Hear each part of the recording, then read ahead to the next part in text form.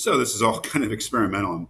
I'm just kind of messing around with this new screen capture thing that I've found.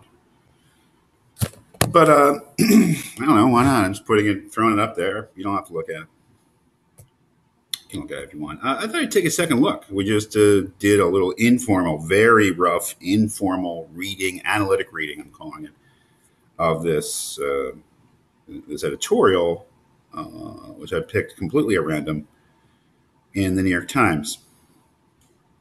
Again, I think these are really good little specimens for doing this sort of analysis because they're brief. They usually have an overall main conclusion, which is identifiable, and they have some kind of argumentative structure. So they're good specimens for analysis, let's say, in critical reasoning.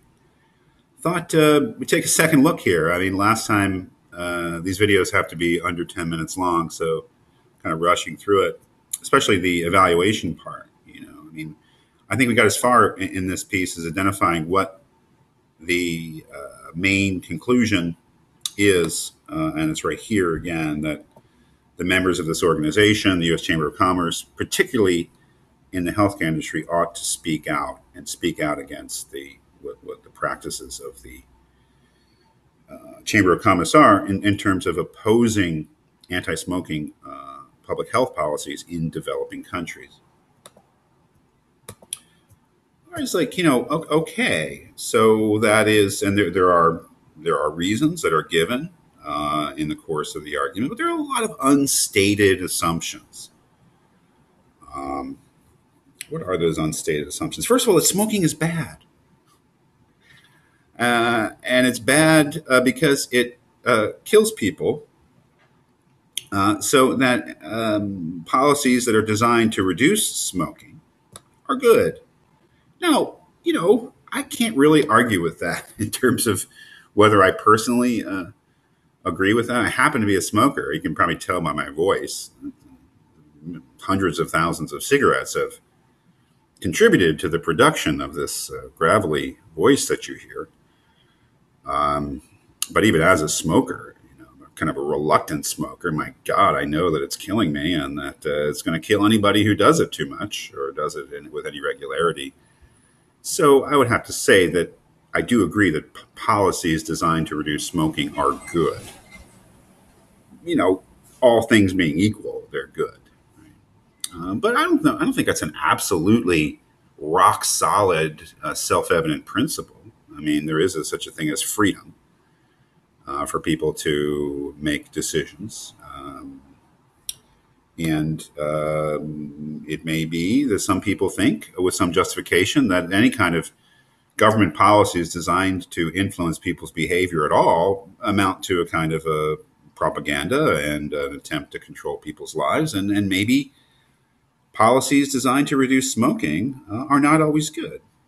For instance, let's look at the kind of things that the U.S. Chamber of Commerce is opposing in developing companies. The Chamber has fought tobacco packaging, restrictions on smoking in public spaces, and taxes on cigarettes in countries like Philippines, Jamaica, Nepal, and Moldova. Well, okay. Well, there you go. There's the kind of things that the presumption is that those things are good.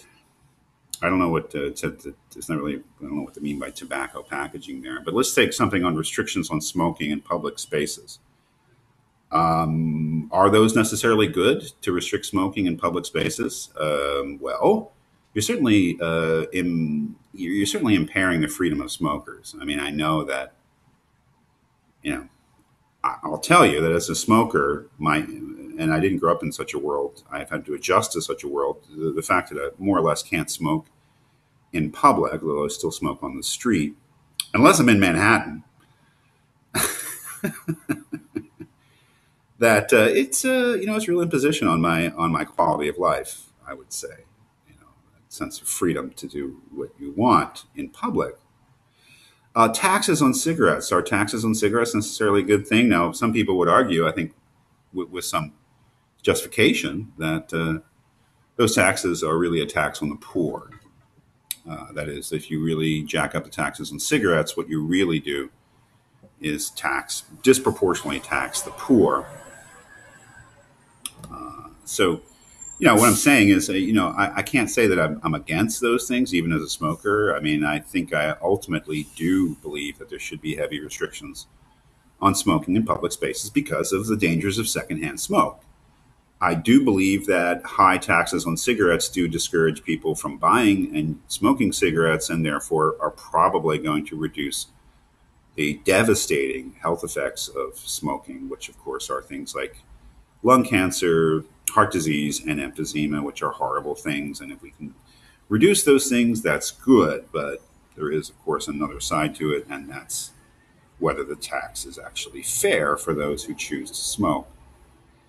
Um, which is, again, I'm not saying that these kind of questions devastate the position here that the editorial is taking, but there's certainly things that, in a longer piece, would have to be addressed.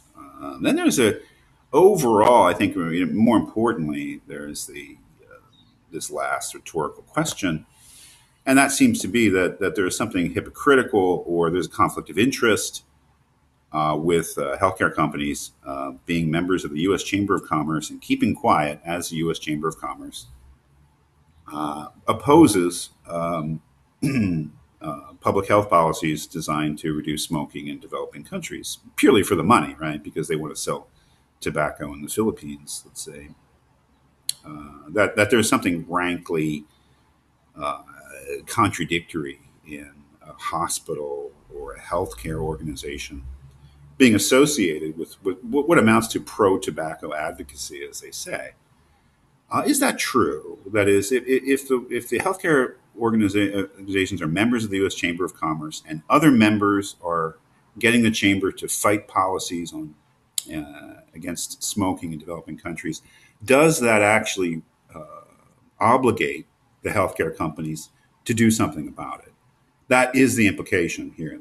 But that's an unstated assumption itself. If you're a member of an organization, do you expect that organization to do always do things which are in line with your own values? Some would say certainly. If I'm a member, say, of a church, and the church takes a position that I find offensive, then they would say, well, I'm obligated to do something about it. Others would say, well, no, being a member of an organization means having a tolerance that is for a certain amount of disparity within that organization in terms of what the different members want to do. If you're going to be a healthcare company, a for-profit healthcare company, and you're a member of the U.S. Chamber of Commerce and the tobacco companies and perhaps the alcohol companies and the fatty food companies are too, can you really expect that organization to always engage in activities which promote good health? Probably not. There might be a kind of a tip of the iceberg here, because I would imagine that you know Anheuser Busch and McDonald's and other such companies that sell products which ultimately are bad for your health are probably members of the U.S. Chamber of Commerce too. So this might be a whole can of worms that's being opened up. So I don't know. I mean, I would my initial evaluation is that it was a pretty good little piece, and I still think that, because we have to keep in mind that it's a 5 or 6 paragraph little unsigned editorial. But does it make its case in any kind of absolute or way? Probably not. But that's the way that things work usually. Almost no case is definitively made ever, I would say.